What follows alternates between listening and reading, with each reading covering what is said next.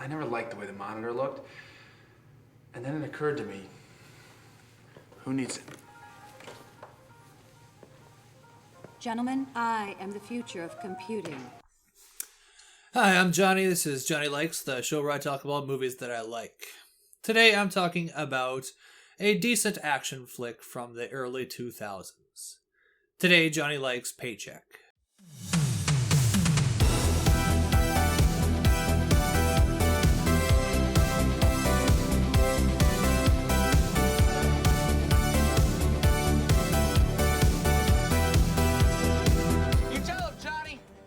Tell the world. Paycheck is a fun, if not mostly predictable, sci-fi action film that came out in 2003. It stars Ben Affleck as Michael Jennings, an engineer who reverse engineers other products for companies. The catch is that once he's done working for a company, he gets his memory wiped. Kind of like the ultimate NDA. Aaron Eckhart plays Jimmy Rethrick, a successful tech entrepreneur who hires Jennings to do a bigger job than he's used to. Normally, Jennings loses about 2 to 3 months of memory. This job would entail losing 3 years. But he would get $90 million and never have to work again. So he obviously takes the job, otherwise there's no movie. The job seems to go well, gets out of it, he's got no memory of the last 3 years, goes to the bank. Oh, no money. Turns out he's forfeited his shares, and all he has to show for the last 3 years of his life is an envelope filled with seemingly innocuous items. Who sent these items? You did. That's you right here. See? Next thing you know, the FBI is interested in him, and Colm Feore, who is Aaron Eckhart's head of security / right-hand man, is trying to kill him. So he's got to figure out why he would do this to himself. Also, Uma Thurman is there as the love interest, whom Affleck fell for during his time at the company. The plot in this one is pretty by the numbers. There are no real surprises. The biggest mystery is just seeing how Affleck will use the everyday items. As soon as you see Eckhart on screen with his super greased up hair, you know that's the bad guy. As soon as you see Colm Feore on screen, you know that he's the bad guy's enforcer. As soon as you see Uma Thurman on screen, you know that her and Affleck are gonna hook up. I did like the mystery aspect of the film. It was really fun seeing how Affleck would use each of the little items. As an audience member, I also found it fun to guess how and when stuff would come in handy.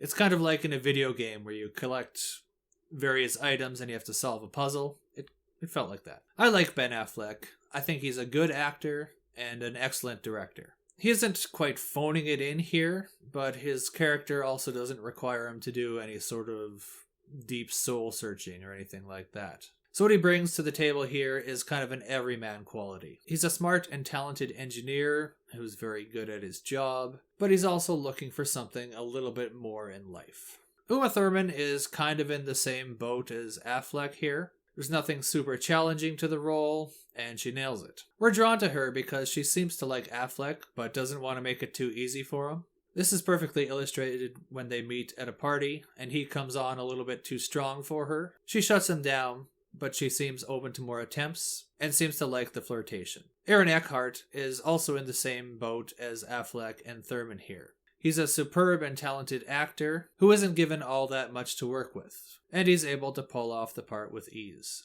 The supporting cast was also well played. Paul Giamatti as Shorty, Affleck's friend and sidekick, is effortlessly charming as usual. Joe Morton and Michael C. Hall play the FBI agents who are trying to bring Affleck in and figure out what is going on. Their roles are pretty by the numbers, but they do a good job. And looking at the cast, we have nothing but talent here, and it's no surprise that all the performances were good.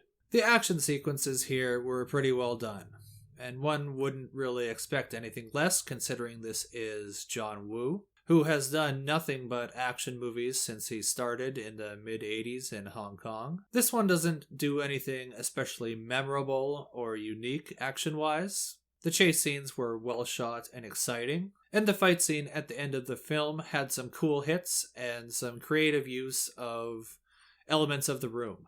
The score in this one was stereotypical 90s fare.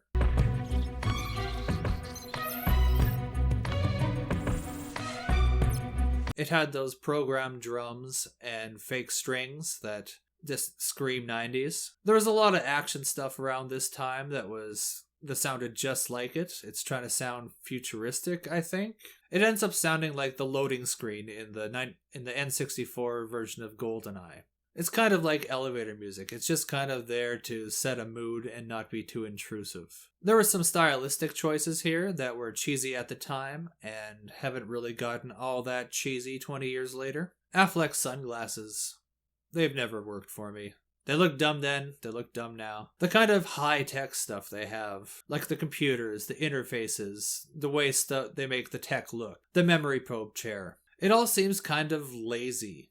It's like just because something is chrome doesn't make it high-tech, and just because it has an LED light doesn't make it like cool tech. To me, that look has always seemed kind of tacky and unimaginative, and it's kind of the visual equivalent of how I feel about the score. And this isn't the only film to take that route, and anytime it comes up, you'll hear me complain about it. So this film is based on a short story by Philip K. Dick, who's had many of his works adapted into both films and television, to varying degrees of success.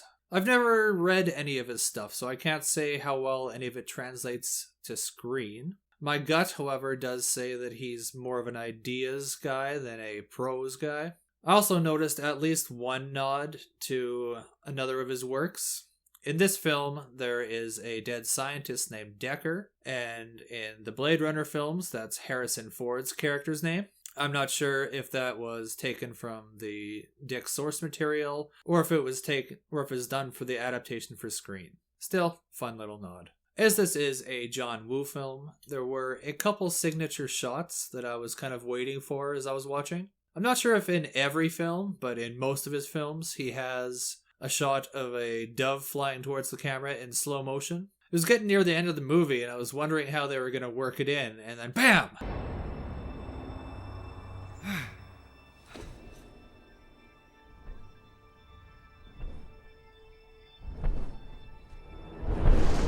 There it was. Made me happy. Another one that he made famous and shows up again here is the two characters holding a gun to each other's face while they're talking. I'm pretty sure he invented that. If he didn't invent it, he at least made it popular. And I love little visual calling cards like this. Just a little personal touch that a director tries to fit in every film to make it their own.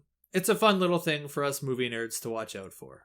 I like middle-of-the-road action films like this. Take an interesting premise and run with it for an hour and a half or 2 hours. Maybe you can get a few interesting shots, and maybe you can find some new ways of killing some faceless security drones. It's a great way to spend an afternoon. It's perfectly harmless and mostly predictable action fun, with fine performances, competently executed action, and a good premise. I'm going to give this one a 3.5 out of 5.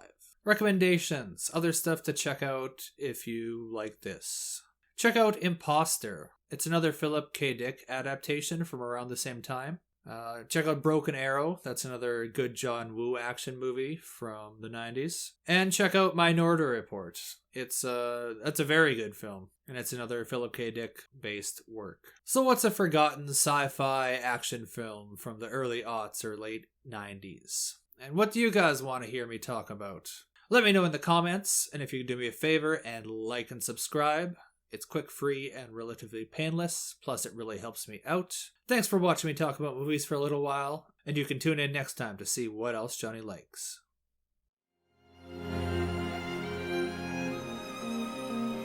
Whoa, don't you leave me alone. What? You'll be fine. Talk, mingle. I